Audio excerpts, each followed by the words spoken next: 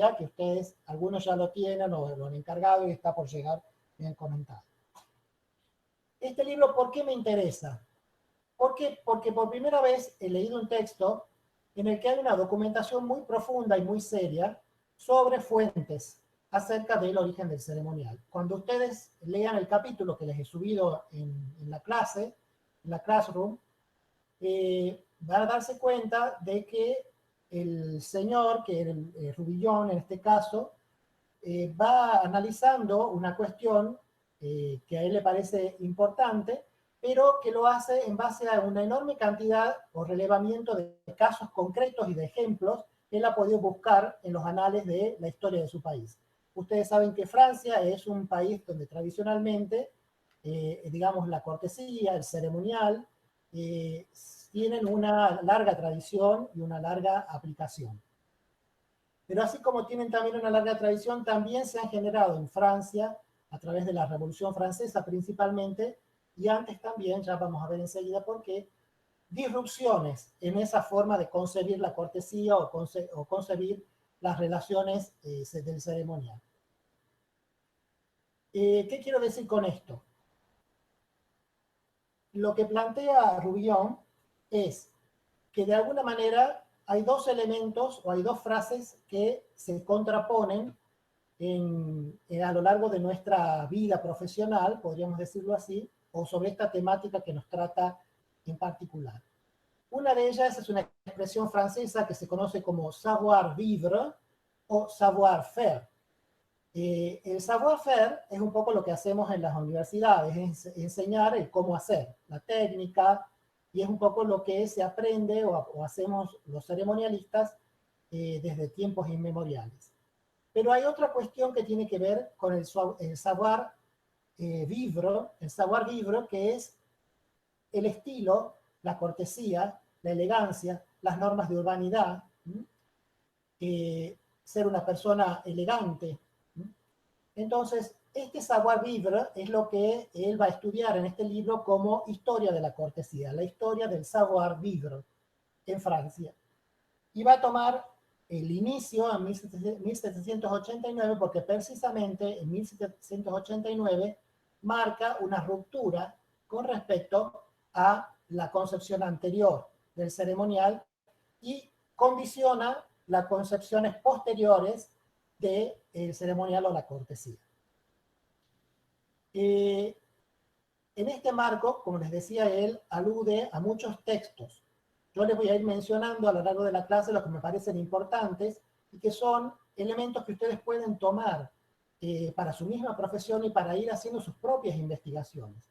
Ya no basados en el librito de Juan, Pedro o Alberto, pero que tienen solo un contenido técnico de reglas, sino en este caso entrando en lo que ustedes me han comentado que les interesaba al principio de la clase, que es la historia real del ceremonial.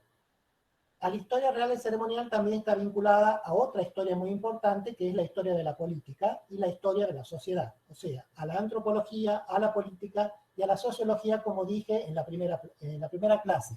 Es decir, el ceremonial se nutre fundamentalmente de estas otras disciplinas de las ciencias sociales y el ceremonial todavía no tiene una independencia porque le falta una autonomía profesional que estamos tratando en el marco de esta carrera de empezar en Argentina a darle.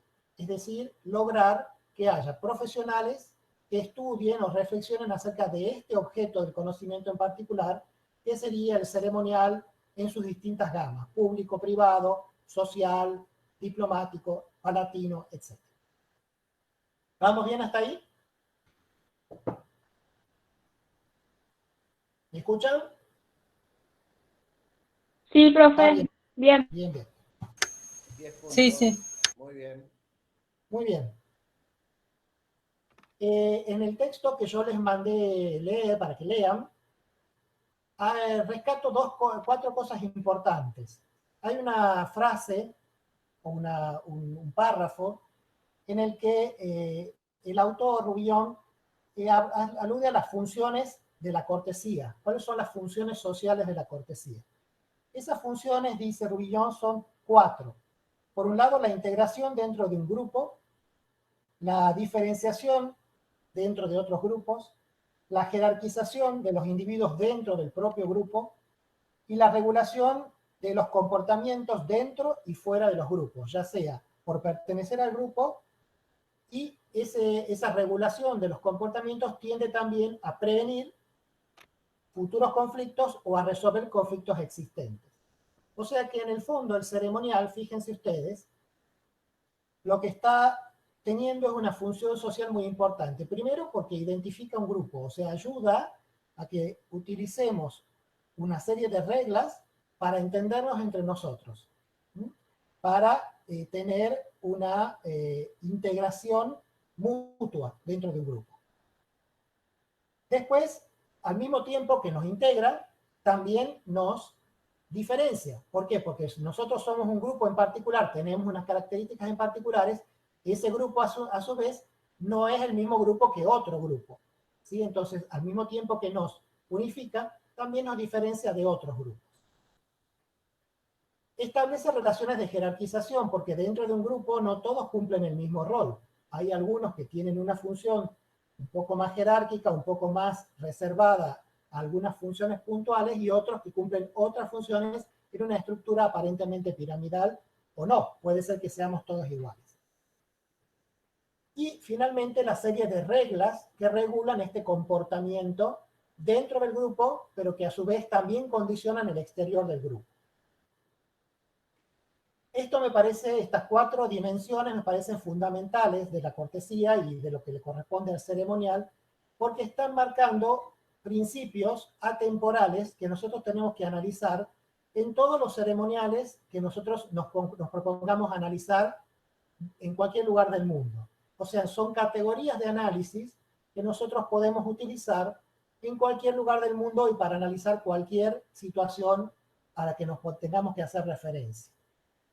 Entonces, si alguien, por ejemplo, nos pidiera redactar un protocolo de ceremonial, al decir protocolo en este caso lo estoy usando en sentido de armar un libro, es decir, un proyecto de ley, una normativa sobre cómo debe ser el ceremonial en una determinada organización, nosotros tendríamos que tener primero en mente estas 4 dimensiones para poder realizar ese conjunto normativo. ¿Se entiende esto, verdad? Es decir, son elementos atemporales, pero son elementos esenciales que una persona que además de conocer las reglas tradicionales del ceremonial, de la precedencia y demás, tiene una visión que está muy por encima de lo meramente técnico. Es una visión mucho más amplia, una visión filosófica, una visión sociológica y una visión estructural que ayuda al ceremonialista a poder adaptarse a cualquier contexto social en el que le toque actuar. Que esa es una de las funciones del licenciado.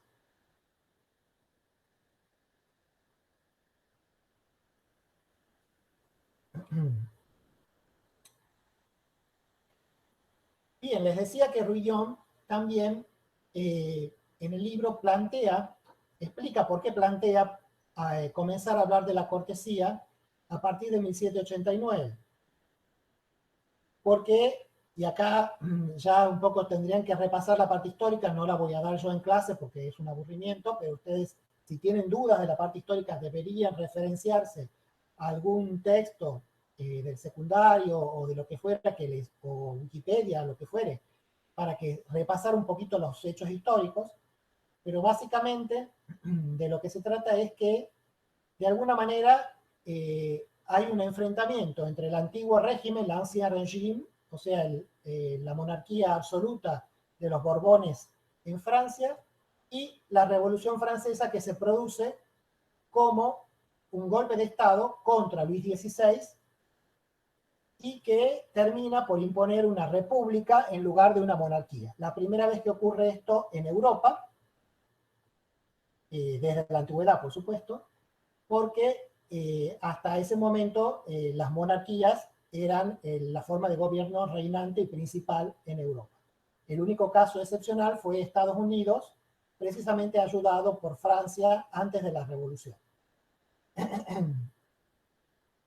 Entonces, de alguna manera, el primer texto que me parece relevante para que ustedes puedan investigar y trabajar es un texto de Rousseau en el que se plantea esa antinomia que se da entre la relación entre la cortesía como algo propio del sistema monárquico y jerárquico precedente y el ceremonial ciudadano, republicano, propio de la consecuencia de la Revolución Francesa. Decía Rousseau en este libro que, le cito la frase, la cortesía permite poseer las apariencias de todas las virtudes sin tener ninguna de ellas y parecer bueno cuando se es profundamente malo o malvado. Ese libro de Rousseau se llama Tratado sobre las Ciencias y las Artes y es un texto que lo pueden encontrar en las bibliotecas porque es un texto muy antiguo y está libre de derechos, ¿sí? Entonces, supongamos que alguno de ustedes quiera estudiar las fuentes del ceremonial republicano. Tendría que dirigirse a Rousseau en el siglo XVIII, previo a la Revolución Francesa, porque Rousseau escribió antes de que se produzca la Revolución Francesa, y de alguna manera lo que ya planteaba, recuerden que Rousseau estaba nacionalizado francés, pero era suizo, entonces él tenía una visión de la democracia y de la participación popular y de la igualdad mucho más acervada que sus contemporáneos monárquicos franceses. Entonces, lo que está planteando Rousseau es que de alguna manera hay una oposición entre toda esta cosa exagerada de la cortesía y la verdadera buena fe o bonomía, el buen ciudadano. Entonces, de alguna manera, la cortesía, el ceremonial, la pompa, los adornos, esconden a las personas malvadas, cuando en realidad nosotros lo que tenemos que buscar es la simpleza, lo puro, lo que hay de honesto.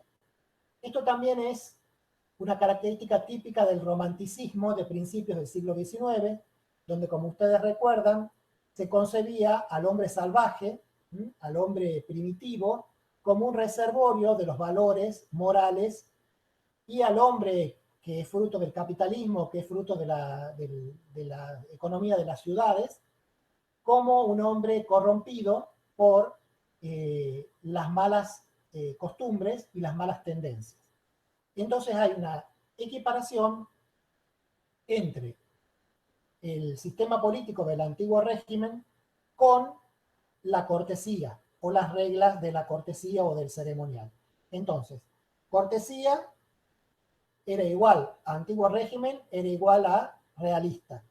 En cambio, la noción de igualdad, la noción de fraternidad eran nociones propias de la Revolución Francesa. Y entonces se opone lo que sería la cortesía a la virtud republicana. Ese sería el enfrentamiento durante ese breve periodo de la Revolución Francesa hasta que todo vuelve a cambiar y aparentemente vuelve a la cortesía del antiguo régimen con el ascenso de Napoleón en 1799, porque Napoleón crea el consulado y después crea el imperio nuevamente y si bien ya no están los Borbones en el poder, hay un burgués como Napoleón que es un hombre nacido de la calle, que llega al poder absoluto, él se comporta, y de hecho lo hace, como un monarca o como un emperador absoluto, igualando en ese sentido la concepción política de la monarquía absoluta previa a la Revolución.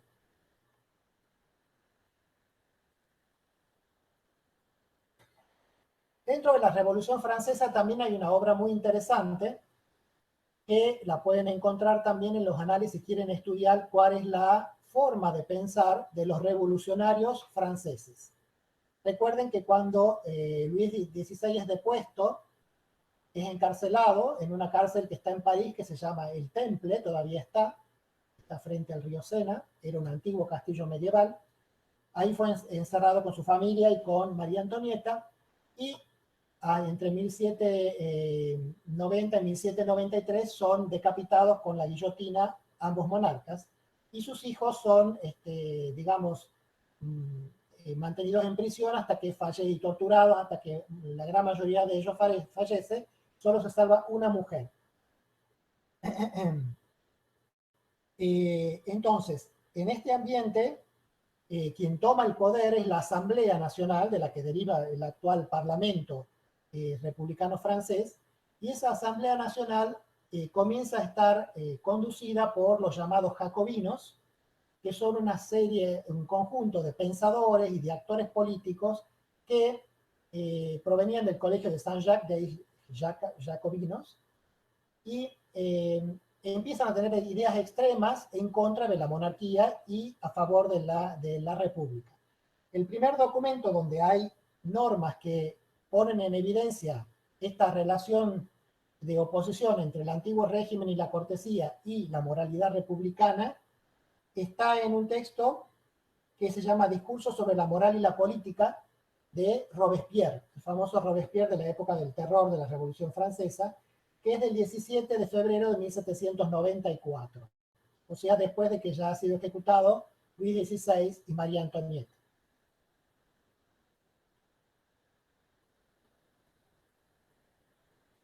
Después también hay algunos panfletos republicanos que son buenos de cotejar, si los quieren ver.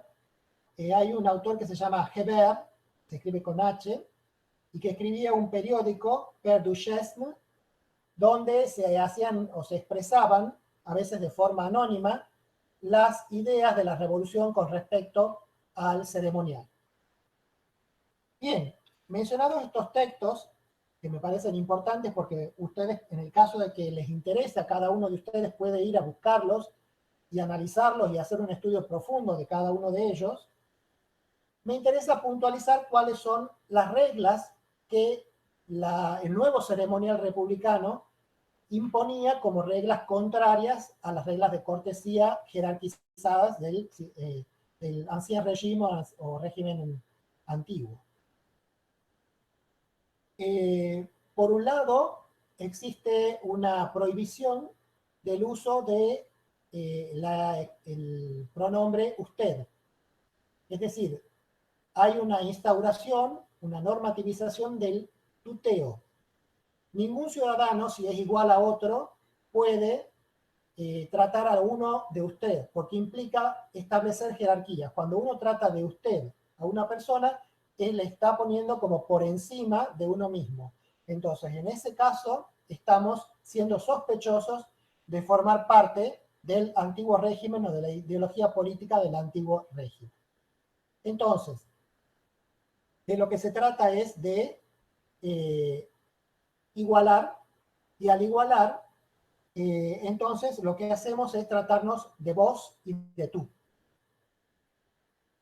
Y a su vez anular expresiones como, bueno, en el caso francés es muy claro, nosotros la palabra señor o señora no está tan clara como que estamos refiriéndonos a un monarca o a una figura advocativa de la Edad Media, aunque lo es. Pero para un francés, monseigneur, o sea, monsieur, el apócope es monsieur, o madame, están haciendo mención directamente en la palabra misma a un título de nobleza de la Edad Media. Entonces, se suprimen también esos tratos de madame y monsieur y se los sustituyen por citoyen, ciudadano.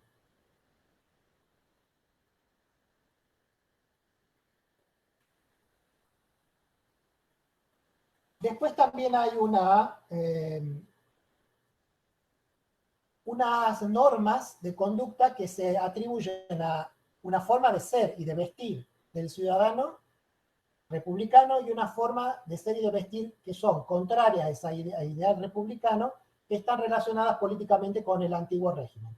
Básicamente, todo lo que es el exceso de moda, el exceso de adorno, todo de maquillaje, todo lo que tapa la cara, todo lo que oculta el rostro, o el exceso de palabras, el hablar con ironía, el hablar con doble sentido, todo eso hace a una persona sospechosa de creerse superior a otros y por lo tanto de ser partidaria del antiguo régimen y no ser un republicano o un ciudadano como corresponde.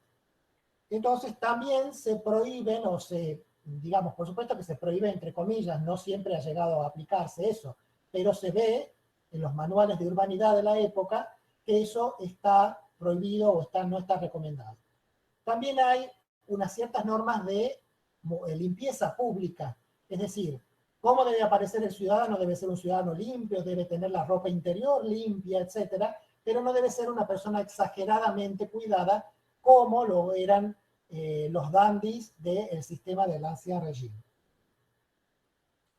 Hay un texto importante, que acá lo cito, que es el que, digamos, sobre el que se trabaja, donde están todos los códigos que debería tener un ciudadano de la Revolución, un ciudadano de la República Francesa. Y ese manual es un manual que se llama La verdadera civilidad republicana, la verdadera civilidad republicana, y que está escrito por Prévost. Lo tienen en el texto, si no quieren anotarlo no hace falta.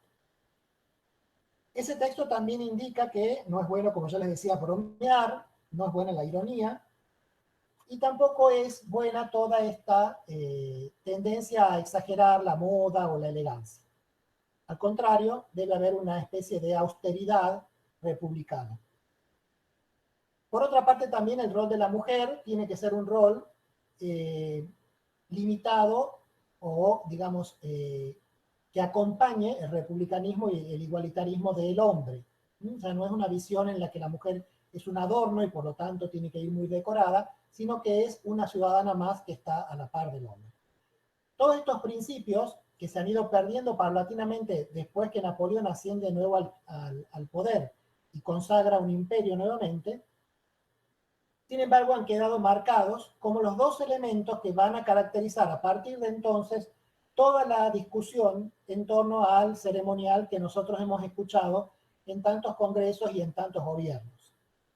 Es más, a principios de este gobierno ya se planteó un problema similar. ¿Se acuerdan cuando empezamos con el tema del todes y del todas o todas, todos o todas, y el todes, el usar el lenguaje inclusivo? Bueno, de alguna manera lo que pretendía la Revolución Francesa era hacer una especie de cambio en el lenguaje parecido al que se estaba intentando hacer para combatir esta visión de género excesivamente patriarcal que nosotros tendríamos en nuestra sociedad.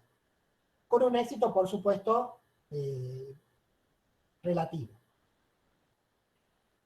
¿Por qué es importante este capítulo que estamos viendo? Porque, como les decía, a partir de ahora, de este planteo que se ha hecho en la Revolución Francesa con respecto al sistema jerarquizado de la Edad Media y de la monarquía, en realidad nosotros estamos todo el tiempo volviendo a lo mismo. Hay partidarios, hay gente joven o gente no tan joven que sostiene que el ceremonial no debería existir, que deberíamos ser sinceros, vestirnos con la mayor simplicidad posible, con un mínimo de higiene, que no deberíamos ser excesivamente utilizar cumplidos o frases indirectas, deberíamos ir directamente a lo que queremos decir y punto. Entonces, eso es una visión del ceremonial, y por otra parte está la otra visión que sostiene que disfrutamos mucho de la pompa, de organizar ceremonias muy ostentosas, muy llenas de adorno, de agregar números de música y de baile y poner un número adelante, uno en el medio, uno al final, o sea, del barroquismo que el ceremonial impone, o ser partidarios de un ceremonial más sobrio y más tranquilo. Uno se asocia más con las monarquías, o con el Oriente, o con lo barroco, y otro se asocia más con los republicanos, con lo puro, con la línea clásica, si ustedes quieren. Estas son las dos grandes líneas de debate en torno a cómo debe hacerse o implementarse el ceremonial. O de un modo excesivamente, digamos, ritual, o en un modo no tan ritual y mucho más sencillo. El libro de este autor que estamos viendo dice al principio, en la introducción, que no les pasé, pero él sostiene que la gente joven hoy en día hay como un boom, bueno, hasta el coronavirus, no sabemos qué pasará después, pero hasta que empezó todo este nuevo lío, de alguna manera la gente joven estaba empezando a darse cuenta de la importancia del ceremonial, de la importancia de las maneras, de cómo la amabilidad previene los conflictos y los problemas, y a veces estos elementos son elementos que ayudan y por lo tanto hay que tomarlos en cuenta y hay que estar preparado. Y por lo tanto formarse en ceremonial, en protocolo, en organización de eventos. Sin embargo, siempre vamos a tener los jóvenes trotskistas, los jóvenes de izquierda, que consideran que todo esto forma parte de tendencias jerarquistas en nuestras sociedades y que obviamente eso no tendría que existir, que tenemos que ir hacia un concepto más igualitario de ceremonial. Como les digo, no es que esté todo resuelto, pero el eje del debate surge de este problema histórico que lo acabamos de visualizar acá en clase, que ya lo tiene visualizado el autor y bien documentado el autor, que en el ceremonial argentino, en mi opinión, al menos yo nunca lo he escuchado tratado de esa manera, con ese rigor histórico. Y si bien está sujeto a la información puntual de Francia, es muy importante porque Francia, en materia de ceremonial, de cortesía, etc., ustedes saben que durante el siglo XIX y gran parte del siglo XX marcó una tendencia que todos los otros países, incluso las potencias más dominantes que Francia, como Inglaterra, y de Inglaterra a Estados Unidos, han tomado como modelo. Dicho esto, entonces, cierro la locución diciendo que con esta presentación de estas dos formas de argumentar acerca del ceremonial, es que nosotros tenemos que empezar a pensar nuestro trabajo y empezar a debatir hasta qué punto ceremonial ritualista o hasta qué punto ceremonial republicano, o una mezcla, o en qué situaciones somos más ritualistas y en qué situaciones somos menos ritualistas.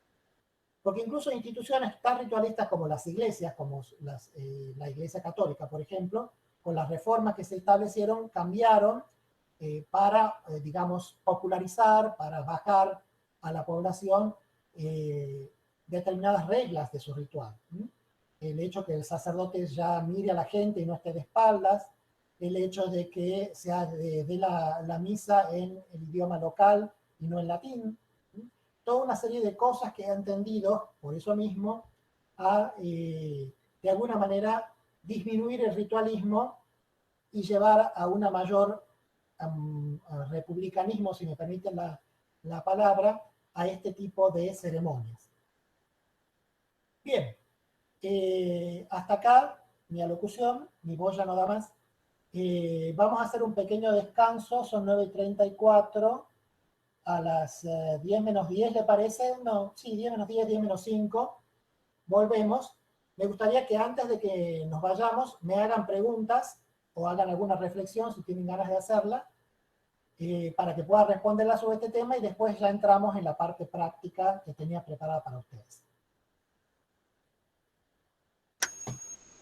Sí, profesor. ¿Me escuchan? Hola. Sí, se escucha. No me escuchan, ¿no? Profesor. No, Sí, te escucho. se me escucha. Yo le quería comentar que, bueno, esto que usted dice, o sea, que el texto tiene como fuentes que buscan sobre la historia y que busca un fundamento del ceremonial.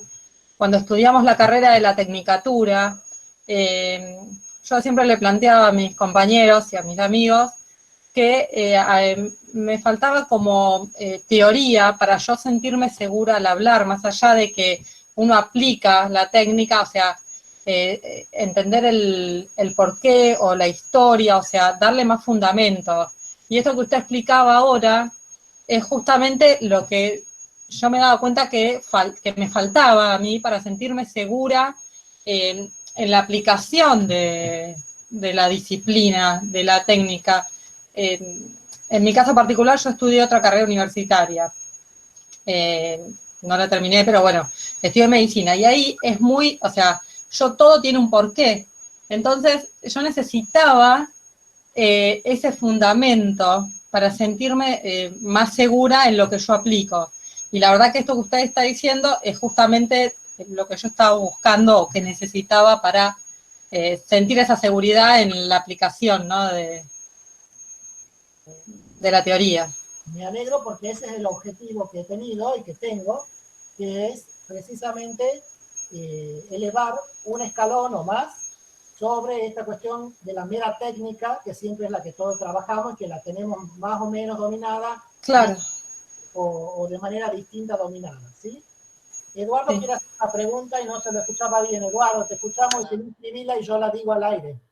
¿Se me escucha ahora? Sí, Sí, bueno, con relación a esto de que usted dice que se empezó a aplicar las ceremonias como algo más sencillo.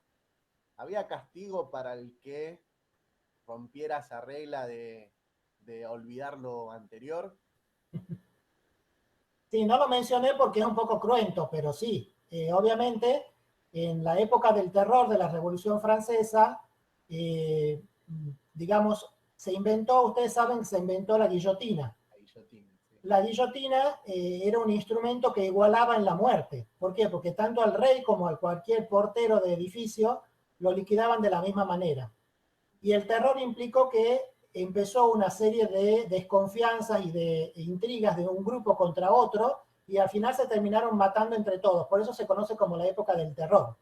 Entonces, una facción llegaba al poder y esa facción empezaba a eliminar a los de la otra diciendo que eran sospechosos de ser del antiguo régimen o de la monarquía, y a su vez, cuando empezaban, esa facción se hacía demasiado peligrosa, otra se unía y aparecía.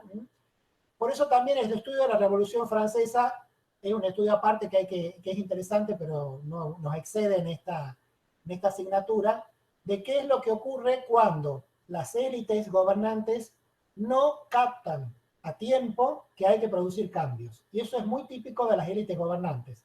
Se achanchan en el poder y cuando están empezando a detectar que hay cosas en la sociedad que no funcionan, en vez de hacerles caso, la dejan pasar o las reprimen o lo que fuere. Entonces, aparentemente eso lo que hace es generar como si fuera un volcán. Vos tapás los agujeros del volcán y la lava sigue hirviendo debajo y en algún momento eso explota y se produce un derrame de lava espantoso. Bueno, pareciera que socialmente podemos utilizar la misma metáfora. Entonces, durante siglos,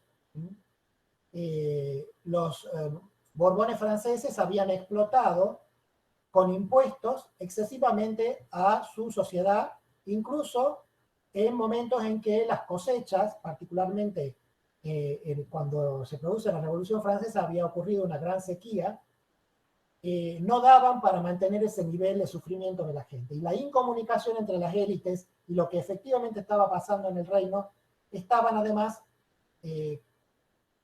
empeoradas o engrandecidas por el hecho de que la forma de gobierno, la monarquía absoluta, es una forma de gobierno en la que es muy difícil que vos te enterés de qué está pasando, porque la gente te dice lo que vos querés oír. Porque se produce esto que misma que la Revolución Francesa criticaba, la adulación. Todos te adulan para sacarte algo, no te cuentan la verdad, te cuentan lo que vos quieres decir, porque además tienen miedo de que vos te enojes porque le decís algo que no te gusta y que o te despidan o te manden a encerrar preso, porque un rey tenía esas potestades absolutas. De hecho, le pasó a Colbert, cuando Colbert, un ministro, varios Colbert hubo, pero digamos, cuando el ministro de Luis XV le dijo, mire, hay que dejar de gastar tanto dinero en la corte, lo mandaron, lo echaron, digamos, no le solucionaron, no dejaron de gastar. Entonces, es muy importante entender que cuando las revoluciones se producen de tal manera y se liberan tales fuerzas que se producen facciones que se empiezan a enfrentar los unos con los otros. En el texto está la lucha entre esas facciones.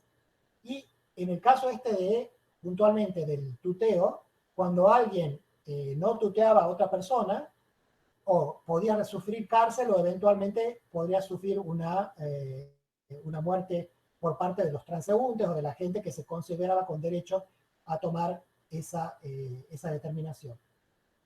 Hay un caso muy gracioso que no sé si lo van a entender porque está traducido, pero hay un portero que pone en la puerta del edificio, porque está para quedar bien con la revolución, diciendo, en este edificio todos nos tratamos de tú.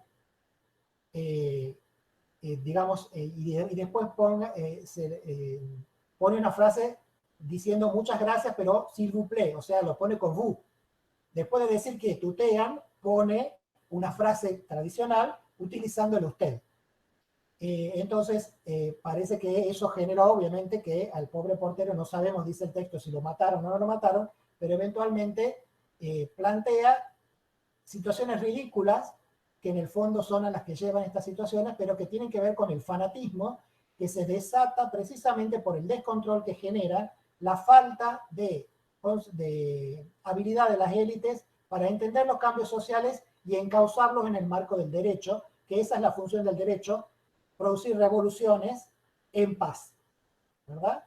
Si no se hacen las revoluciones en paz, las revoluciones se hacen por la vía de la violencia y tarde o temprano eso trae unas consecuencias desde el punto de vista de la vida nefastas. Lo mismo pasó en Rusia con la revolución del 17, ¿verdad? No sé si contesté la pregunta. Me respondió con una cátedra, Albarracín. Gracias. Bueno, nos vemos en un rato.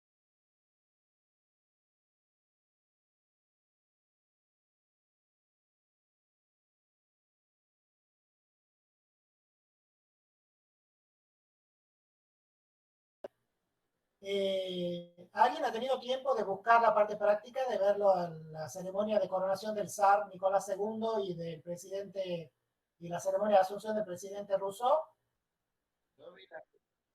Sí, yo le envié, profe, el PowerPoint, no sé si le llegó porque lo hice de manera de presentación. Porque Word se me complicó mucho abrir, Porque la entonces... pregunta sería la siguiente. ¿Cuáles son las semejanzas y diferencias que podés establecer entre ambas? Entre ambos Claro, periodos. a ver, empecemos por lo más simple. ¿Qué has visto en un caso y qué has visto en otro? Describilos nada más. Bueno, en el del presidente Vladimir Putin, prácticamente lo que se ve es la parte actual, sobre todo lo que resalta el ceremonial actual. Obviamente ellos tienen otro ceremonial muy distinto al de nosotros, se manejan de otra manera, tienen otras reglas y demás, pero a grandes rasgos lo que se puede notar es la diferencia de lo actual, porque por ejemplo, se ve muchísimo, en donde me llamó mucho la atención, en donde él se encontró en su despacho en el momento que iba a asumir la presidencia. Entonces se encontró en su despacho y es como que en ese momento que la cámara lo sigue, es todo un protocolo impresionante que me llamó la atención. Normalmente lo que se espera es que si un presidente está por asumir el cargo y todo lo demás, está en un lugar esperando el momento indicado de ser anunciado. Me llamó muchísimo la atención y me tomó Lo que pasa es que muchísimo de sorpresa ese momento. de asunción, pero no importa, no es, está bien que haya visto ese detalle. A mí lo que... Llega tarde el audio, profe, ¿cómo? Que es la reasunción. Ella era presidente, es la renovación del mandato. Claro, esa era, mi pregunta era esa, que ahí no se puede notar el traspaso porque es el mismo presidente que continúa. Exacto. Lo que me llama la atención es, en ese proceso es que quien le toma juramento es el presidente, lo que sería acá el presidente de la Corte Suprema. Sí. Y acá le toma el juramento en este caso el presidente de la Cámara de Senadores. Así es. Yo quería decir... A ver, termina Eduardo primero, así pasamos a la compañía. Lo que me llamó la atención y me gustó fue que el presidente tiene un estandarte en cuanto a Putin. Y que el estandarte del presidente se arría en el Kremlin. O sea que esa es la bandera oficial del momento, del gobierno. No del Estado, sino del presidente. Y que la Constitución es un único ejemplar que está custodiado por la biblioteca presidencial y que con ese ejemplar juran todos, o sea, los presidentes. No es que agarran la primera que vieron, es un ejemplar que se utiliza solamente para esa cosa. Está bien resguardado y que también lo que me llamó la atención es que cuando él ya asume que sale hacia el desfile militar, solo saluda al representante de la iglesia y a 3 personas más dentro del círculo chico. Está bien, hay 5.000 personas, ¿no? Pero no saluda a toda la primera línea, sino a 3 o 4 de la primera línea. Yo creo que más por protocolo hacia el representante de la iglesia, y que lo demás fue porque estaban al lado y conocidos. Y que después, bueno, y que todo el trayecto de entrada y de salida lo hace solo. Ni siquiera con un edecán. Bien. A ver, la compañera que quería hablar. No, justamente, o sea, esas diferencias entre la pomposidad de la coronación y el ceremonial, digamos, republicano, que se ve en la asunción o la reasunción presidencial, que también que ingresa solo, que hace todo el camino, que tiene la guardia de honor, pero él ingresa solo, ni siquiera acompañado de, no sé si es que está casado o no, no sé cómo será el ceremonial. No, pero no tiene nada que ver el rol de la mujer en este caso, no es igual al nuestro, que tiene Claro. rol, pero es, digamos, históricamente, como nosotros hemos tenido la figura de Eva Perón y demás, el rol de la mujer de presidente es un rol un poco más importante. Claro.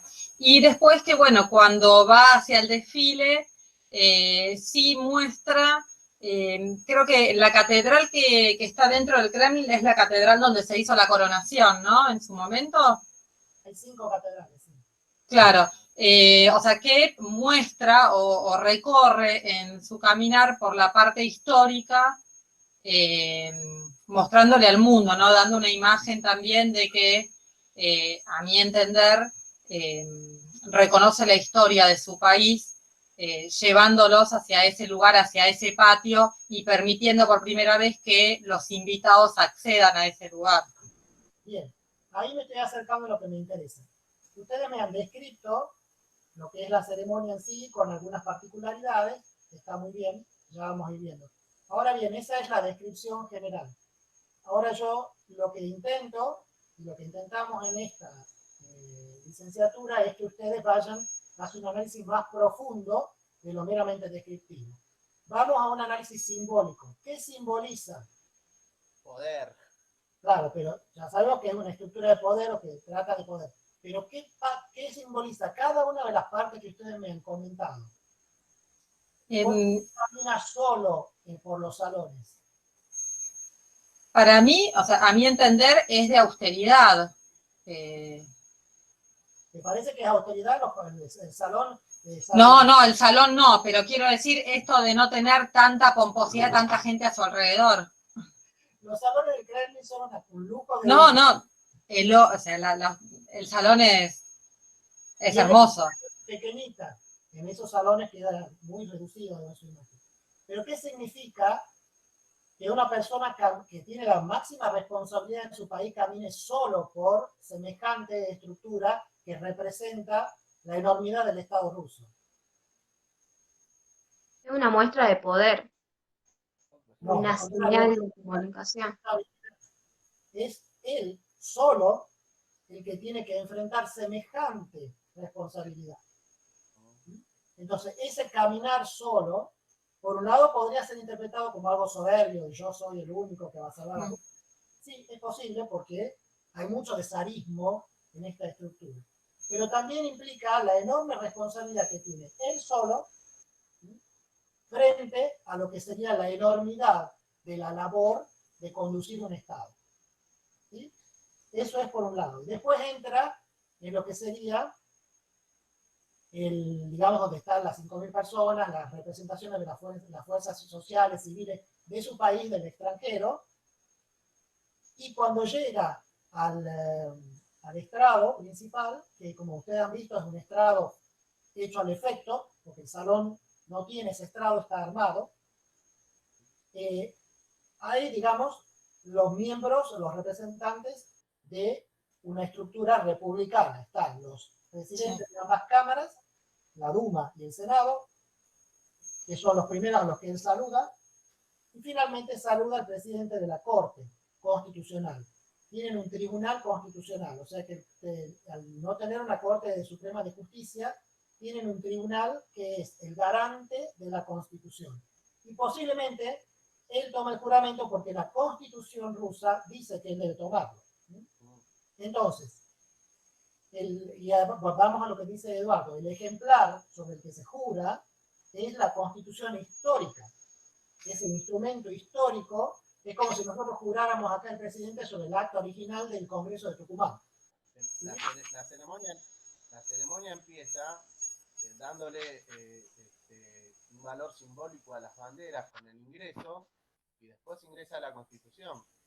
Sí, sí. Eso es, ¿Por qué? Porque eso tiene que ver con lo que dijo la compañera recién al final. Putin considera, digamos, sus enemigos al comunismo, a pesar de que él tiene una estructura comunista muy metida en la cabeza, porque recuerden que era miembro de la KGB, pero hay todo un temor hacia el comunismo porque es, digamos, el monstruo reciente, y que hay una idealización de la época de los zares. Entonces, para él, digamos, todo lo que tiene que ver con reconocer la historia heroica de Rusia, la historia zarista, no la historia de Nicolás, el último zar, sino la de Iván el Terrible, la de Pedro el Grande, la de Catalina II, la de Isabel I, es decir, los grandes monarcas que ampliaron el imperio ruso. De alguna manera él quiere ser un continuador de eso. Y dijo bien la compañera que cuando él sale, recorre ahí la catedral, claro, no puede ser tan evidentemente zarista, entonces no se puede coronar, y a eso venía la otra ceremonia que yo les he pedido que vean, no se puede coronar en la Catedral de la Ascensión, como hacían los zares. Que eso es lo que van a notar cuando vean, hay una serie de videos en blanco y negro que muestran cómo ha sido el ingreso a la ceremonia de Asunción, la partida del zar y el ingreso, la llegada a la Catedral de la Ascensión. Y después hay unas pinturas, y hay una muy interesante en particular que me imagino que la habrán visto, porque aparece cuando googleas, que es el zar en la Catedral de la Ascensión, digamos, procediendo a la coronación, ya, pues mejor dicho, ya con la corona y todo, y con dos haces de luces, uno que le cae a él en la cabeza y otro que le cae a la mujer en el costado, que no está en el estrado central, en el centro métrico, sino que está hacia la derecha. Y al contrario, la zarina está a oscuras. O, no digo oscura, pero está menos iluminada que el zar y que esta otra mujer que está allá. Y eso es porque en el ceremonial ruso, la reina madre tiene precedencia a la zarina.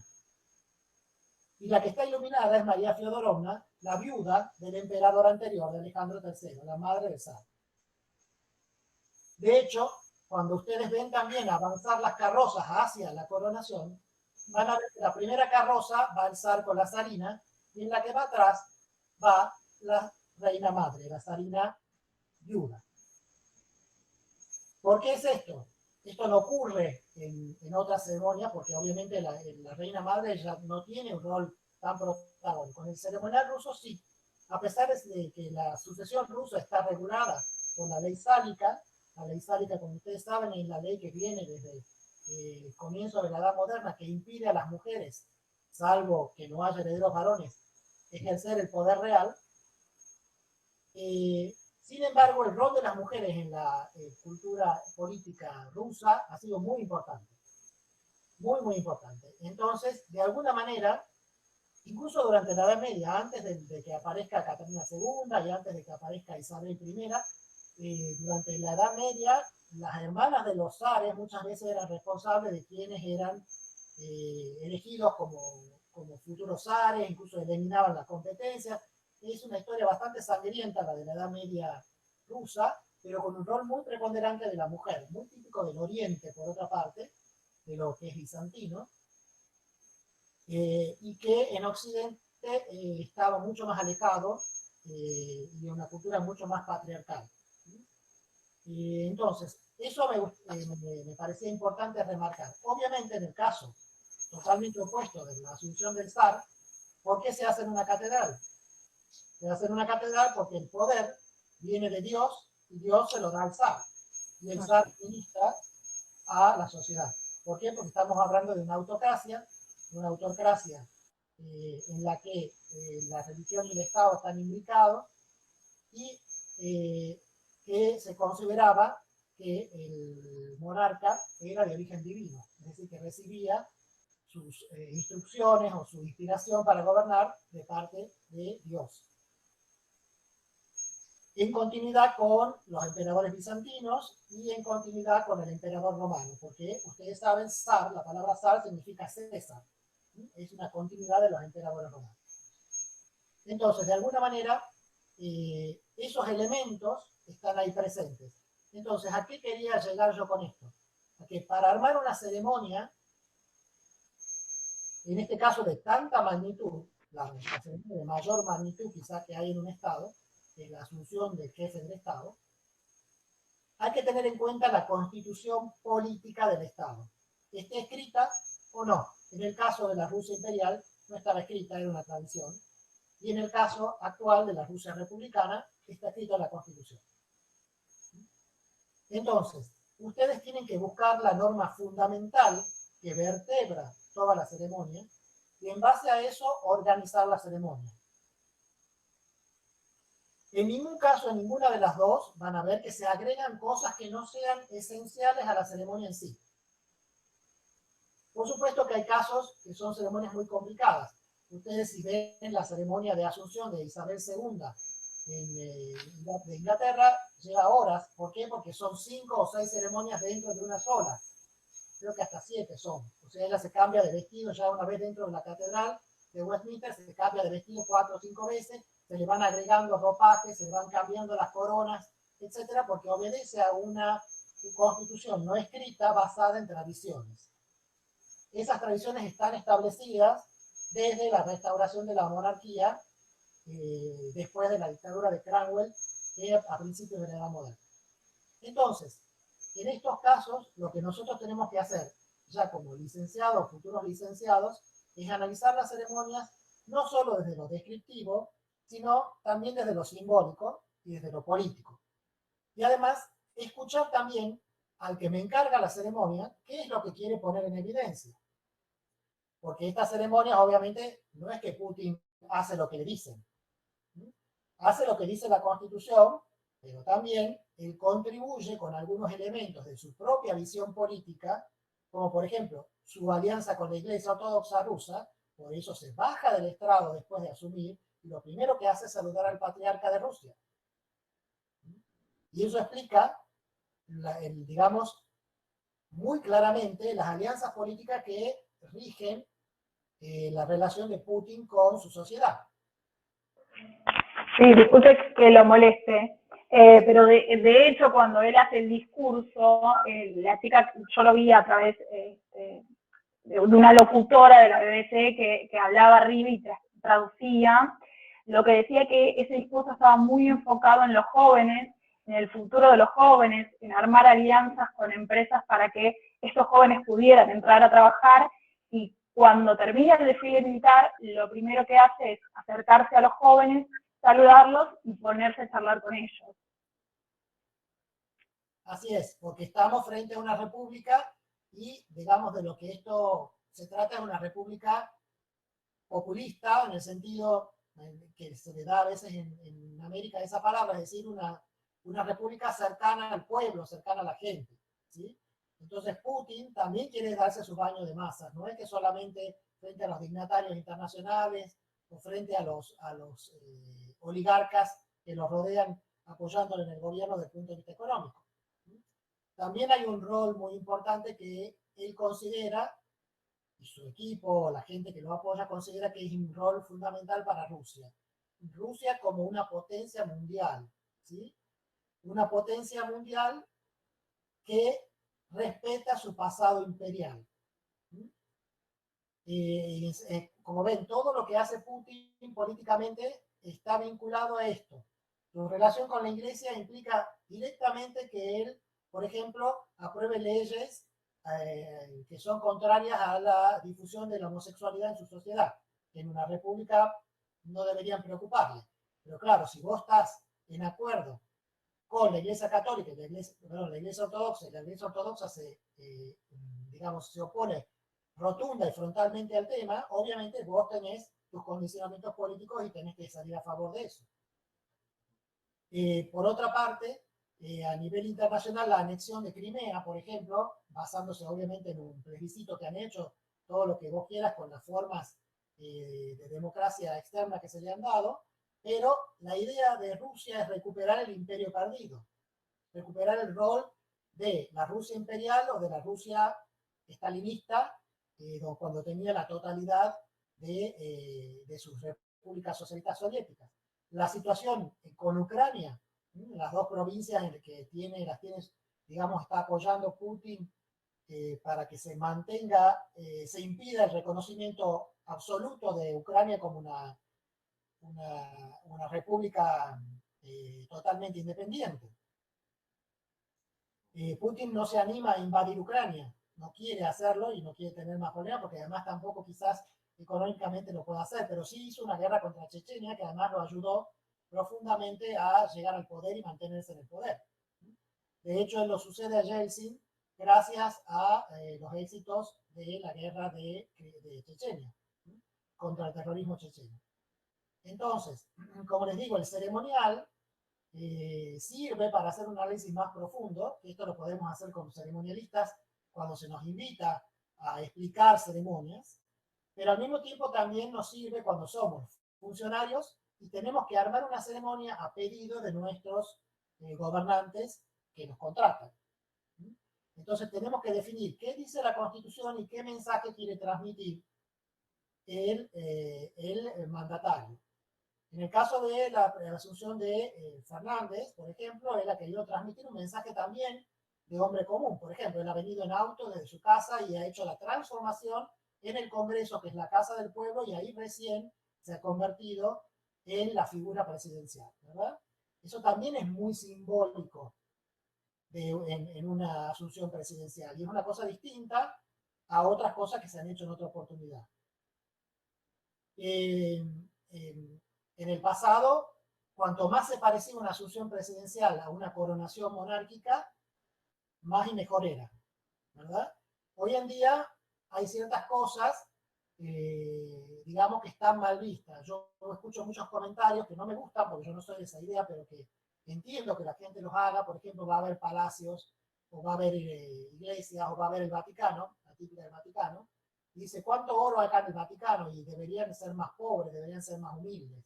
Bueno, pero eso no tiene nada que ver la ideología que vos tengas con el hecho de las obras de arte que se han acumulado a través de 4, 5, 6 o 7 siglos de historia de una religión. Entonces, a lo que voy es que las ceremonias tienen un profundo significado simbólico, político, y al mismo tiempo transmiten un mensaje muy importante hacia la sociedad y que puede ser único, y es muy peligroso hacerlo mal, porque si lo haces mal, las consecuencias pueden ser graves desde el punto de vista político, sobre todo hoy que estamos sometidos, lamentablemente en mi opinión, a esta tiranía de las redes sociales, en las que no se sabe quién está por detrás, cómo se manejan, pero que de alguna manera alguien te llama a mitad del mediodía y te dice, mirá, nos están reventando en las redes sociales, pero si no hicimos nada, bueno, pero nos están reventando, hay que tomar una decisión, hay que hacer algo. Entonces al final nos pasamos el día, en vez de solucionando los problemas, de tratando de ver cómo quedamos bien con las redes sociales. Y además, la evolución de los medios de comunicación masiva también pone en evidencia con mucha mayor facilidad y mucha mayor claridad los errores que se cometen. Si yo cometo un error, antes, desde que llegaba el barco de Argentina a Europa, pasaban 30 días más la distribución de la noticia, etc. Yo a los 2 meses me enteraba en Europa de una macana que se hubiera mandado acá, o viceversa. En cambio, ahora lo veo al instante. Si abro los bancos un día y no hago las previsiones correspondientes y después de la cuarentena me aparecen 500.000 jubilados en un banco contagiándose los unos a los otros, y bueno, obviamente, digamos, el problema me estalla en la cara. No es que va a esperar los 2 meses para estallarme, me estalla en forma directa e inmediata. Entonces, todos estos elementos hacen que nuestra tarea se mezcla a veces con cosas que no tienen que ver con el ceremonial que hemos conversado al principio, sino más bien con las relaciones públicas, pero que es un detalle que no hay que olvidarse, porque nuestra profesión no quiere decir que no tengamos que combinar aspectos de todas las disciplinas para poder llevar lo mejor posible nuestra tarea adelante. No sé qué comentario les merece todo esto. Las opiniones mías son mías. No quiere decir que las tienen que compartir, Es más, pueden estar de desacuerdo y tienen razón. Así que pueden expresarlo totalmente y no hay ningún problema al respecto. Dio una definición de ceremonial de batalla. Sí. Sí, quizás. Con relación a, volviendo a la ceremonia de Putin, cuando las campanadas dan las 12, él está en la puerta. O sea que estaba sincronizado todo el recorrido previo que hizo, desde ponerse el saco y avanzar, llegó cuando dio la campanada de las 12. Y ahí se abre la puerta. Él entra. Esa es otra lección importante. En los actos hay que ensayarlos y hay que convencer a las personas que nos toca trabajar, que yo sé que ustedes van a decir, pero eso es imposible, no sabe lo que me pasa a mí, pero hay que hacerlo y hay que mostrarle estos ejemplos. Mirá, esto de la campanada significa, no es casualidad, no es que Putin tiene el paso así, no, está ensayado. Está ensayado. Cuando uno ensaya 10, 15 veces este tipo de cosas, salen bien. La ventaja es que Putin es una persona muy disciplinada, es un judoka muy disciplinado, deportista muy disciplinado, ha sido miembro de las Fuerzas Armadas no directas, pero ha sido miembro de los espías de la KGB. Entonces es un hombre que sabe medir los tiempos y que entiende el valor simbólico que tienen en los actos. En eso tenemos que trabajar nosotros con nuestros políticos, que son muy desalineados en cuanto a ese tipo de cosas. Ahora, el mensaje que yo quiero transmitir es la de ser un político desalineado. Bueno, si eso quiero transmitir, no me queda más remedio que decirle, mire, yo le ofrezco esta otra posibilidad que es un poco, me parece un poco mejor. ¿Usted quiere dar esta? Perfecto, hagamos la suya. Pero ojo, no me eche la culpa a mí de que después lo critiquen, porque yo se le estoy diciendo cómo es la ceremonia tal cual el estado del conocimiento en el ceremonial dice que debe ser. Sí, incluso también las tomas del director estaban perfectamente cronometradas. La imagen de adentro del salón resalta la parte dorada como si nos se diera toda la luz. Cuando él termina de jurar que sale la cámara está adentro, sale la cámara, empieza a dar una imagen todo de la ciudad, después de la bandera izándose. Eso fue cronometrado. Un show. Está hecho, nada se deja librado al azar o a la suerte. Nada, eso es algo que tenemos que aprender los argentinos. No es que yo dejo que los medios hagan la cobertura. No, hay que organizar la cobertura.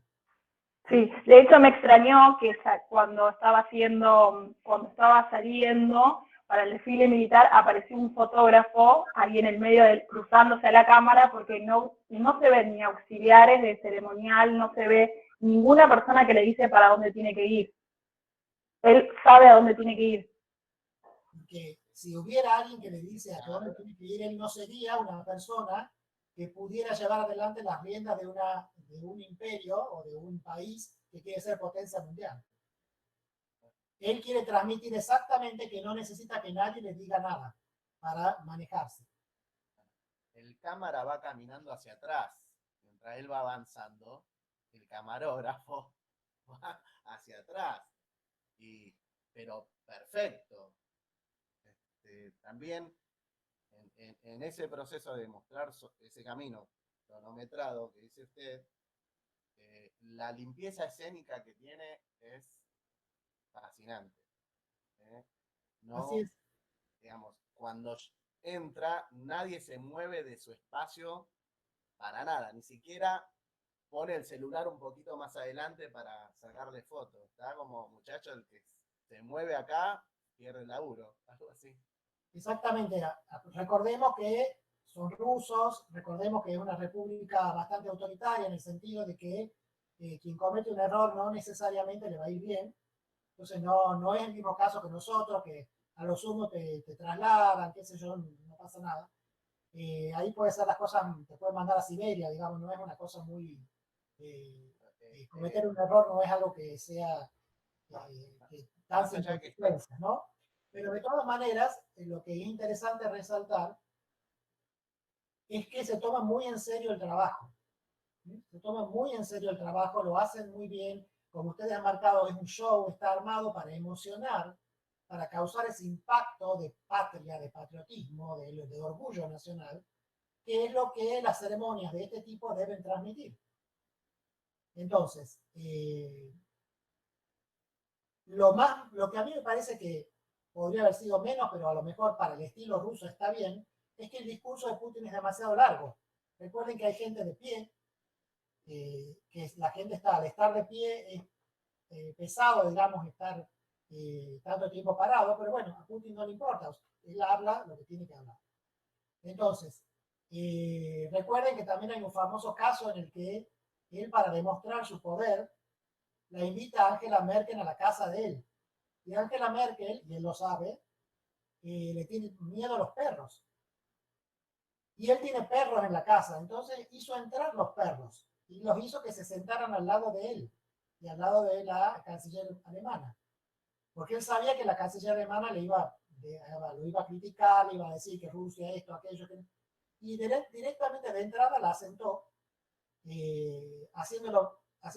atemorizándola con la presencia de los perros, porque ella tiene un pánico irracional a ese tipo de animales. Entonces, todo este tipo de cosas, ustedes dirán, no, Putin se le ocurrió en ese momento. No, estaba pensado que alguien traiga a los perros en el momento que llegue la señora y que se los lleve cuando Putin haga una señal con la mirada.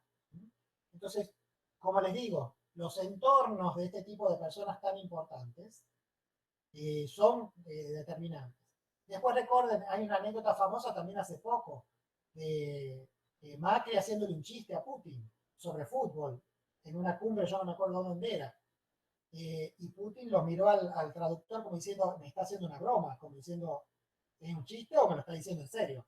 Porque el chiste, el chascarrillo, la ironía, como acabamos de ver en el libro de la Revolución Francesa, no siempre está bien visto en todas las sociedades. A veces se considera una falta de respeto. Entonces, hay mucha gente que no toma el chiste como algo oportuno. Por supuesto que no es que haya habido ni mala intención de Macri, ni una intención agresiva de parte de Putin. Ha habido un problema de comunicación porque son dos culturas distintas y dos formaciones distintas. Pero obviamente uno debe conocer eso para evitar este tipo de situaciones incómodas. ¿Más comentarios?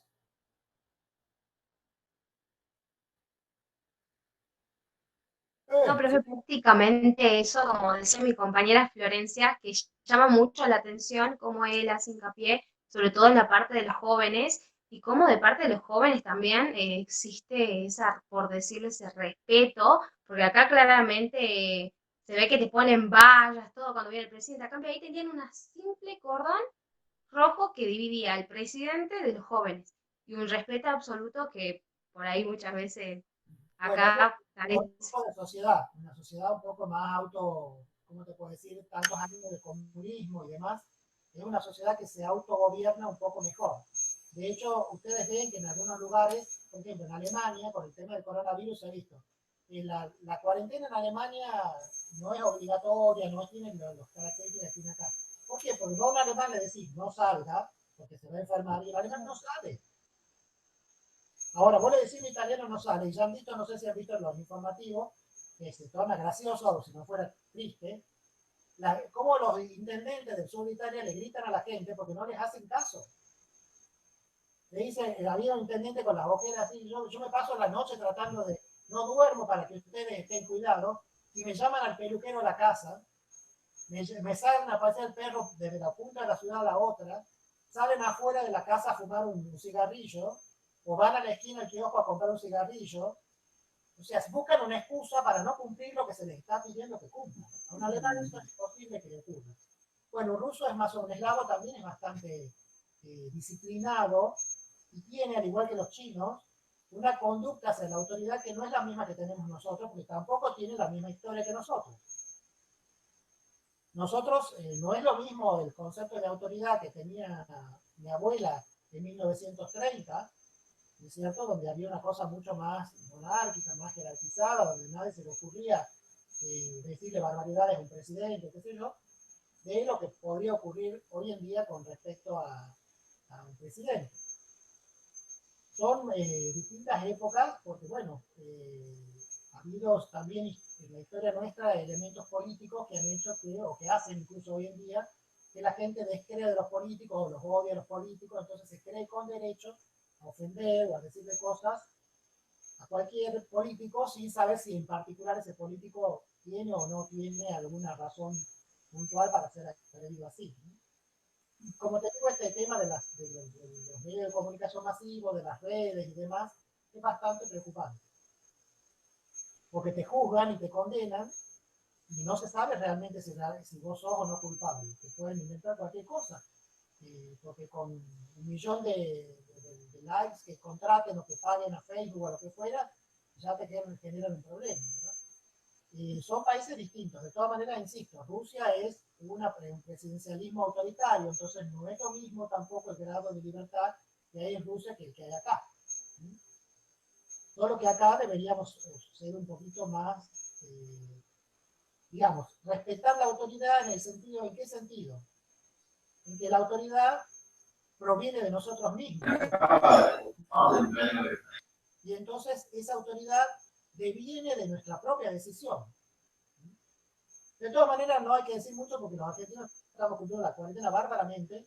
Me han pasado hace poco, no sé si ustedes tienen la información, pero me han pasado que los satélites norteamericanos nos controlan todo el tiempo. Y hay alguien que bajó de los satélites norteamericanos, no sé pero en qué aplicación, porque te permite ver el grado de cumplimiento de la cuarentena. Entonces ves qué cantidad de gente hay en la calle y lo compara con los datos anteriores a la cuarentena. Y estamos muy bien, con muy buen cumplimiento. O sea que en el fondo sí cumplimos las reglas de la autoridad. Solo que da la aparente sensación de que porque somos muy gritones, porque el grupo de gente es más exaltada que otra, que no respetamos la autoridad, pero en principio somos bastante respetuosos, comparado con el italiano, por ejemplo, con el español. Yo quería decir, no sé si estará bien la comparación, no sé cómo es la cultura en Rusia en cuanto a esto de un buen o mal presagio, que decían que el tema de la coronación del último zar, que se desbandó la gente porque pensaban que les iban a dar obsequios y que no iba a haber para todos, y después murió mucha cantidad de gente, en que eso no estaba previsto. O sea, como que no había cosas, ahí había cosas que no estaban previstas o que no estaban ensayadas o que no se practicaron, a la inversa de lo que mostró Putin, que era todo perfectamente sincronizado y no dejó nada librado al azar, ni siquiera el lugar, o sea, el lugar para los invitados también era muy preciso y la cantidad, entonces que no podía desbandarse ni que la gente iba a hacer algo o exceder esta soga que tenían. O sea, era totalmente distinto una ceremonia a la otra. Porque decían que la coronación, con esto que había sucedido, ya estaba asignada como un mal presagio, que le fuera mal, que así fue. Sí, eso también se dice y particularmente sería muy aplicable a China. Por ejemplo, si hay algún presagio en la asunción de alguien que aparece un número determinado o se ve un color determinado, bueno, eso sería un símbolo de mal agüero y sería una profecía autocumplida porque la gente cree mucho en eso. En el caso puntual de Rusia, simplemente lo que ocurría es que la gente no importaba. El gobierno era un gobierno autocrático y por lo tanto lo único que importaba era el zar y su gente, los nobles. De hecho, la servidumbre tuvo que ser abolida a mediados del siglo XIX en una decisión de Alejandro II, en la que tuvo que encerrarse solo porque nadie quería que eso ocurriera. Se encerró solo y firmó el decreto imperial, y que decretó la abolición de la servidumbre, pero la servidumbre siguió existiendo porque vos para salir de la servidumbre tenías que comprar, o sea, no te indemnizaba el Estado, tenías que vos comprarle a tu señor la libertad. Entonces, la servidumbre continuó. Entonces, realmente lo que pasó es que había tanta miseria en 1800 y pico, que la gente, obviamente, ante la promesa de que iban a regalar dinero, porque siempre se regalaba dinero en las coronaciones, simplemente se desbordó. Porque además tampoco eran las mismas ciudades de la época de los boyardos, de la Edad Media. Eran ciudades que ya estaban industrializadas. San Petersburgo ya estaba industrializada, era una ciudad demasiado grande, incluso posiblemente por esto mismo que te digo, que las élites no son capaces de ver los cambios sociales a tiempo, los mismos Claro. organizadores de este imperio decadente no fueron capaces de prever un desbande de esta naturaleza. Pero sí había mucha seguridad, y te digo porque Alejandro II fue asesinado, el padre, no, abuelo el abuelo. del zar. El abuelo del zar fue asesinado por un terrorista con una bomba. Sí, Reformador, el famoso zar reformador, que fue el mejor de los zares de las últimas del siglo XIX, fue asesinado en esas circunstancias por, digamos, por un bisabuelo, me parece que porque después vino Nicolás I, vino Alejandro III y recién Nicolás II. Entonces, eso ocurrió. Y es muy preocupante, porque como les digo, estos elementos después tuvieron una connotación muy importante, porque ya había en Rusia durante todo el siglo XIX, antes que aparezca Lenin y los demás, había una conducta nihilista, una tendencia al terrorismo, digamos, muy marcada, un anarquismo fundamentalista muy fuerte. Entonces, eso es lo que va marcando el alejamiento de las clases gobernantes de las clases populares. Cosa que Putin no tiene ese problema porque él se apoya en las clases populares para manejar a las clases con las que intentan presionarlo, a las élites que intentan presionar.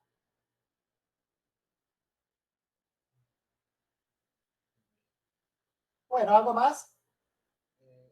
Un detalle es que cuando empieza el himno, que es la música viene de la época de los zares, que se le cambió la letra, Sí. cuando pasa a ser república, que cuando inicia el himno empiezan a izar el estandarte en el Kremlin. Cuando termina el himno, llega la bandera al final del mar. Sí, sí. Sincronización. Pero además también eso es típico del estilo zarista, porque también es de la monarquía inglesa. Si ustedes ven la película La Reina, el estandarte, digamos, de la reina está, cuando la reina está en palacio está puesto, y cuando no está puesto es porque no está. Entonces eso viene también del pasado zarista, la relación entre el estandarte y el jefe de la presencia del jefe de Estado en la sede de gobierno. De hecho, si ven la película La Reina, ven que uno de los problemas que generan digamos, la familia Windsor es que cuando muere Diana Spencer, ellos se niegan a poner la bandera a media asta en el Palacio de Buckingham. ¿Sí? Entonces, bueno, son cosas que para nosotros sería, bueno, una bandera más o menos, un estandarte más o menos, pero depende del tipo de sociedad. En esas sociedades eso significa mucho porque tiene siglos, son gente que valora muchísimo las tradiciones. Nosotros somos una sociedad de inmigrantes, donde estamos acostumbrados a que cada determinado periodo de tiempo todo venga de afuera nuevo, ni hablar de Buenos Aires. Acá en el interior los tucumanos, los salteños, somos bastante más conservadores y más atenidos a algunas tradiciones. Lamentablemente somos más atenidos a las malas tradiciones. Pero en Buenos Aires a veces no se ve tanto porque el puerto es un lugar que está más abierto a las influencias y a las novedades que llegan de otros lugares del mundo. En Casa de Gobierno con Macri hubo muchas veces que estaba la bandera y el presidente no estaba. Bueno, ahora con Alberto se regula eso. Es un eso ya depende del ceremonialista, ¿no? Porque obviamente el presidente...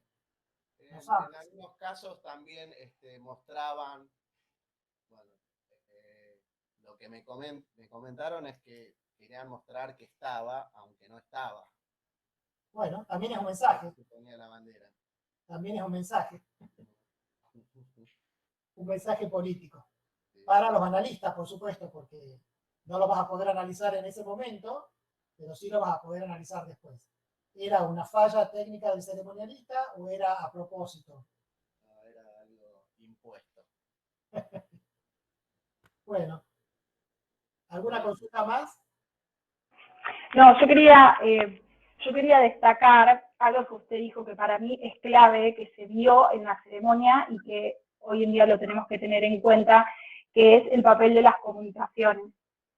Obviamente por un tema de globalización, así como nosotros estamos hoy acá, había gente que lo estaba filmando en vivo, recuerdo en su momento nosotros, digamos, más allá de lo que es asunción presidencial, tuvimos hace unos años el G20, y se ha hablado mucho en televisión sobre eso, quién tenía la responsabilidad. Me acuerdo de cuando había bajado del avión el presidente de Francia, Macron, en su momento, bueno, también salían todos los opinólogos a hablar sobre esto, pero digo, me parece que es súper importante tener en cuenta la finalidad, porque un error, o si tal vez no sé, estás discutiendo con algún compañero y alguien te filmó, es como, me parece un elemento esencial. Lamentablemente es el celular, por ejemplo, la aparición de ese celular con cámara y todas estas cuestiones nos ponen en situaciones que son muy complicadas, porque es como que uno no pudiera cometer un error, porque justo te pescan el error y bueno, se viraliza y todo lo otro no se toma en contexto, ¿no? Yo creo que con el tiempo vamos a ir aprendiendo a que estas cosas no sean tan así. Yo creo que la gente va a ir estableciendo una dinámica de control sobre las redes y demás, y no se va a creer lo primero que le dicen, pero también hay que ir viendo, a partir de los técnicos en comunicación, los especialistas en comunicación, y los filósofos, y los sociólogos, y los que practicamos la vida cívica, cómo hacemos para que se respete la intimidad, se respete el derecho al error, porque uno no es una máquina, y hasta las máquinas se equivocan, y de alguna manera que no se potencie el error sobre las cosas buenas, es decir, que haya otra filosofía de ver las cosas. Yo me acuerdo que creo que en Bután, me parece que es ahí el objetivo de los gobernantes es que la gente sea feliz. Incluso hay un ministerio de la felicidad. Independientemente de lo que parezca risueño o de que parezca totalitario, me parece que es interesante plantear a veces que lo que es importante es que la gente se sienta bien en la sociedad en la que vive, que hay que hacer cosas para que la gente se sienta bien. Y estar todo el tiempo buscándole el pelo al huevo, discúlpenme la expresión ordinaria, a veces no es bueno, porque ya genera, sobre que tenemos tendencia al tango y a la samba, que son tristes, genera esta cuestión, viste, de que no tenemos salida y que siempre es lo mismo y que la Argentina va para abajo y que todo está terrible. Y no es así, porque cuando vos te pones a ver los hechos en realidad, hay cosas muy buenas. Por ejemplo, hoy les comento y les transmito. La CONEAU nos ha comunicado hoy que la Universidad de San Pablo ha sido autorizada para abrir la carrera de arquitectura. Entonces, el año que viene vamos a dictar arquitectura en el campus de la Universidad de San Pablo. Son noticias bárbaras. Entonces, ¿qué me voy a quedar porque estoy encerrado en el COVID? Porque no puedo pagar por Mercado Pago, porque no, hay cosas importantes que se están haciendo y que se están obteniendo y que, bueno, hay dificultades como todo en la vida, pero que vamos a ir avanzando en ese sentido. Entonces, creo que es muy importante también como ciudadanos, y en el caso nuestro como educadores, o futuros educadores en el caso de ustedes, si es que ya no lo son, ir pensando en pensar distinto y preparar jóvenes para que piensen distinto y también ir cambiando a la gente grande, porque yo me he dado cuenta que hemos tenido muchas veces alumnos del PAMI trabajando, tomando clases en la universidad. Ya quisiera yo que mis alumnos jóvenes tuvieran ese entusiasmo, esas ganas, esa voluntad que tiene la gente grande para hacer cosas y para aprenderse en organizar y en participar de actividades académicas. Entonces tampoco es que los viejos no cambien y que son hay que dejarlo que se vaya. No, no. Hay muchísimos sectores para trabajar y para organizarse. Las clases de ceremonial que yo he dado a los jubilados, por ejemplo, son unas experiencias extraordinarias. Es más, hasta una vez hemos hecho una comida con los jubilados, ellos han traído los platos, hemos hecho cómo se debe comer con los cubiertos. Realmente son experiencias increíbles. Entonces, creo que también hay que pensar cómo cambiar la vida. Y el ceremonial es un elemento importante para cambiar la vida, porque las ceremonias dicen mucho y transmiten mucho. Y además los ceremonialistas, en el caso de ustedes, no en el caso mío, pero en el caso de ustedes están muy cerca del poder. Y muchas veces un consejo, o una persona que está cerca del poder, con un buen consejo, puede solucionar y evitar muchos problemas.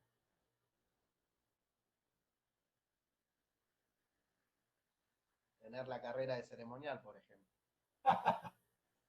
por ejemplo. Muy bien. Interesante. Bueno. Bueno, ya es tarde. No sé cómo será esto. Supongo que después dejo de grabar y me preguntará si lo guardo en el Meet. Si se guardó bien la clase, quedará, y si no, no se preocupen, porque como les digo, el examen va a ser a finales de junio o va a ser en julio directamente cuando tengamos más en claro si esta cuarentena, cuando termine o no. ¿Sí? Y todas las personas que se incorporen antes del 30 de abril, lo mismo van a poder recuperar, porque yo voy a abrir los prácticos para que puedan hacerlo.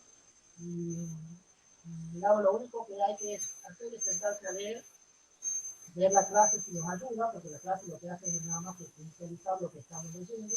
Y obviamente la parte rica es el debate que estamos teniendo acá entre nosotros, pero